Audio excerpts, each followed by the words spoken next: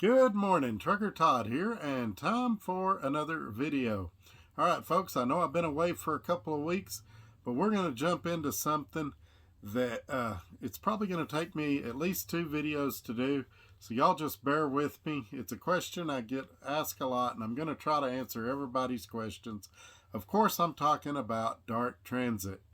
In this video and in the future videos coming up, I'm going to try to tell you everything you've ever wanted to know about Dart. Now, obviously, I'm going to miss something somewhere, so feel free to leave me a comment below, shoot me an email, and I'll try to answer your questions. Also, while we're talking about it, you guys give this video a thumbs up, share it on your social media platforms, and look below the video to make sure you're subscribed. In the description below, there's a link if you want to apply at Dart Transit after watching this video. Please, please, please use that link. If I get a chance, I'll put it in the comments below as well so that you guys will have easy access to it. It makes it easier for me to keep up with you guys, and it puts you with the really good recruiter that I normally work with. So without any further ado, let's jump into it. Here we go. And this is why I do this, why I'm out here, why I keep that hammer down, flying by these road signs with home on my mind, with these wheels turning round, for my family and for my kids, for this life I wanna live. And this is why I do this. All right, we're back. First of all, let's start with a little bit of the history of Dart Transit. They were started in 1934. That makes them an 88-year-old company, and that means that they were 38 years old the year I was born. And I'm 49. I was born in 1972. So they've been around a long time. They're family owned and operated. And as you can imagine, a company that's been around 88 years old is here to stay. They're financially stable. We don't have a lot of drama, but they do run the company a lot like a family company. And they tend to think of you more as a family member than an employer or a contractor. So it's really a great place to work. For the most part, the people are great. As with any company, there's a few bad apples here and there, but overall, just a great place to work. They currently, I don't know about the whole 88 years, but currently, their primary function is dry van. They don't have any reefer. They don't have any flatbed. They don't have any tanker. The reason I say primarily, they do have some other divisions where they do container work and where they do portable storage units and things like that, especially around the Eagan, Minnesota area where they're based. They have 3 primary terminals, and then they have some smaller ones. Their primary ones are in Eagan, Minnesota, Lancaster, Texas, which is right outside of Dallas, and then one in Ellenwood, Georgia, which is right outside of Atlanta. They do have a couple of smaller ones, Vandalia, Ohio, and Bolingbrook, Illinois. They have a couple of really small ones there. But they primarily operate from I-35 east. They do have a few loads that go to Southern California, but they're primarily going to want you to live east of I-35 to get hired. Now, saying all of that, the orientations will also be in either Eagan, Minnesota, Ellenwood, Georgia, or Lancaster, Texas. They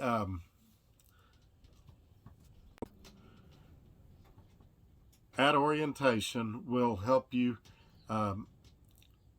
know what trucks are available. In my case, they gave us a list, and it showed all the trucks available in the country.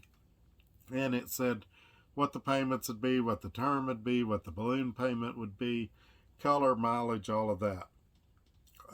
I went to orientation in Lancaster. They had several trucks there to choose from. And I, of course, selected the 2019 Kenworth T680, and then Later, I traded up to a 2022 Peterbilt 579. Um, Prior to orientation, they're going to send you a ton of safety videos and things like that. They'll want you to do your drug test and physical prior to orientation whenever possible. If you need a medical card, they'll want you to get that. Well, I guess I said that with physical. But anyway, as much of that as you can do prior to orientation is really helpful.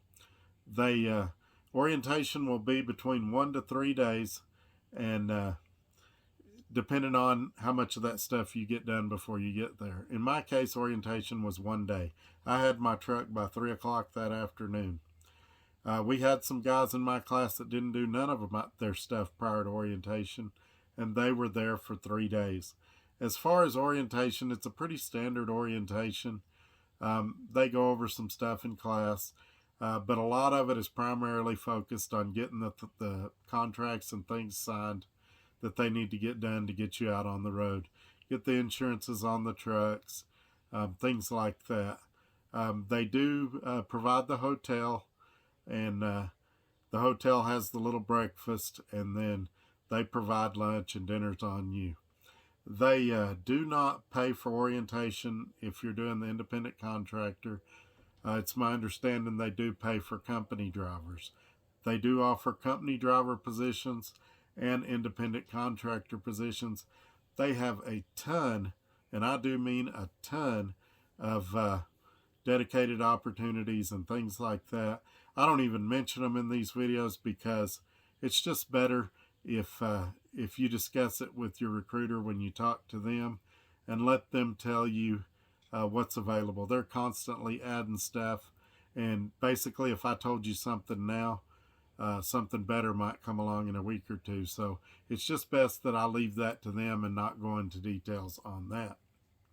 Now, as far as pay goes, they typically, well, not typically, they do pay you after every load. You scan your trip. If it's by 2 o'clock, you get paid that day if you do an EFS check. If you do direct deposit, in most cases, it's the next day, depending on your bank. So, with all that being said, it's not a bad deal. I get several direct deposits a week, typically 2 or 3 a week, as I finish my loads. What do you do if you want to be paid weekly? Well, it has an option on the app when you're scanning your trip, do not settle, and you just click that until whatever day you do want to settle, and then when you settle a trip on that day, you put how you want to settle, and they settle all of them. So that's how you do that if you want to be paid weekly. It's my understanding that company drivers are paid every 2 weeks. Now, at this point, I feel it's important to mention, I didn't mention it earlier in the video, the things I'm telling you in this video are true to the best of my knowledge at the time of the filming of this video. They are subject to change. I'm not a representative of DART. I'm an independent contractor for DART, not an employee. So the views and opinions in this video are mine and mine alone. If I say something that sounds fictitious or sounds too good to be true, please verify what I'm telling you with a recruiter or a DART representative that is qualified to answer these questions for you. I'm just telling you things from my perspective as best as I know them to be true. All right, so pay. Let's talk about pay for a second. Pay can be, you have a lot of options here. You can get mileage pay, and at the time of the filming of this video, they're paying, I believe it's $1.07 a mile for empty miles, $1.12 a mile for loaded miles, and you get fuel surcharge on top of that, which I'm not even going to try to tell you what it is, because with all the crazy stuff going on in the world right now, we all know that the fuel surcharge is going up every week, but it's going to be substantial. You're probably going to be somewhere around $1.60, $1.65 a mile loaded, if you ask me to take a guess. Well, Todd, I don't like mileage pay. I'm getting ripped off when I get mileage pay. DART has you covered. They also offer a 68% pay option where you get 68% of the revenue. Now, I will tell you with that, I've noticed, because I'm on a separate deal, and we'll talk about what I do here in a minute, but I have noticed that rates have gone down somewhat in the last week or two. There's a whole lot of $2 a mile loads right now, and so it's not as great as what it once was. Now there's still some better paying ones, but I find myself having to look a lot harder and fight a lot harder to get those loads. So if you don't like the mileage pay option, then percentage might be the way for you. And they do offer that 68% option. Being an independent contractor, you don't have to do any load you don't want to do. As a matter of fact, when you meet your fleet manager, they'll ask you about where you like to run, where you don't like to run, how you like to do your home time, all that stuff. They will tell you that you'll be most successful if you stay out 3 weeks at a time, but ultimately it's up to you. And there's a little macro in the OmniTracks where you put in when you'd like to be home. Now, is there an exception to that? Yes. If you're on certain dedicated runs, then you forfeit some of those freedoms because of the contracts they have. So if you're on a dedicated run where you've got weekends off, for the most part, that'll be your off time. Now, if you need to be home during the week for a doctor's appointment or something like that, you just work it out with them. As I said, they're real easy to deal with, and I don't think you'll have a problem coming to a solution there. Now, let's talk about what I do. Let's be fair. They have another option. It's the most desired option in the company, and there is a waiting list for it. Right now, it's about a 6-month waiting list because everybody wants to do what I'm doing. And that, of course, is what they call the OPI board. Some guys now are calling it the OPS board. And it's where you work with approximately 50 brokers and you pick your own loads and negotiate your own rates. Some of you have mistaken this as a golden ticket or as a lottery. Let me tell you, while you can make a lot of money on it, and I've got income videos, I've quit doing those because frankly, there's more to life than just income. I try to have a work-life balance. As I'm filming this video, I've been home for 8 days, and I'm going back out this morning, actually. And so, but there's a potential to make good money. Obviously, it's going to fluctuate with the economy and the markets and things like that because you're running the spot market. I know guys on it that's done very well.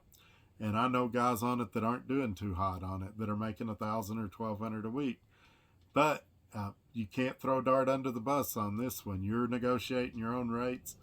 You're doing everything yourself. If you don't know freight lanes or things like that, I wouldn't do it. I would do the mileage pay or the 68%.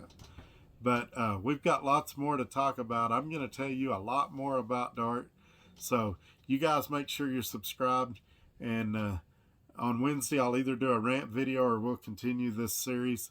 And then on Friday, we'll have another video. I try to put stuff out Monday, Wednesday, and Friday. Thank y'all for hanging with me during this 2 weeks when I've been out. And we'll see you soon. Take care. Bye-bye.